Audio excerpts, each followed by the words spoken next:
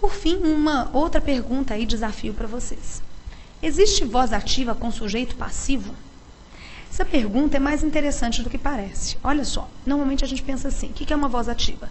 É uma voz em que o sujeito faz alguma coisa, realiza. E o que é a voz passiva?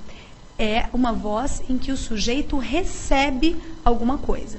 Então, ele é passivo, porque ele recebeu, o ativo ele fez. A gente sempre aprende assim. Mas olha que questão interessante eu pus para vocês pensarem. Eu apanhei do meu pai. Quem fez? O meu pai. Quem sofreu a ação? Eu. Agora, quem é o sujeito? Quem que apanhou? Fui eu. Eu apanhei do meu pai. Esse eu é o sujeito, porque eu apanhei. Se eu falo eu apanhei.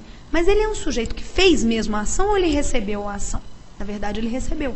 Porque ninguém faz a ação de apanhar. Apanhar você só recebe.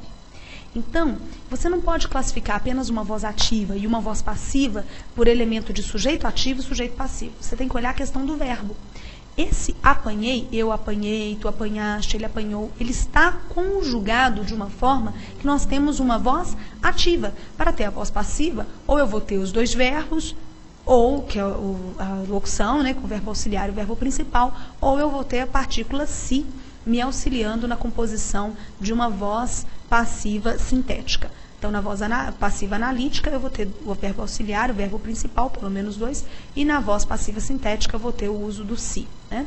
Então, eu vendi a casa, voz ativa. A casa foi vendida por mim, passiva analítica. Vendeu-se a casa, passiva sintética.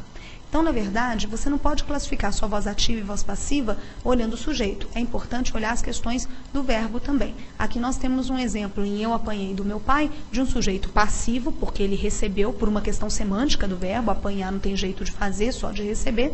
Então, é um sujeito passivo, mas numa voz ativa.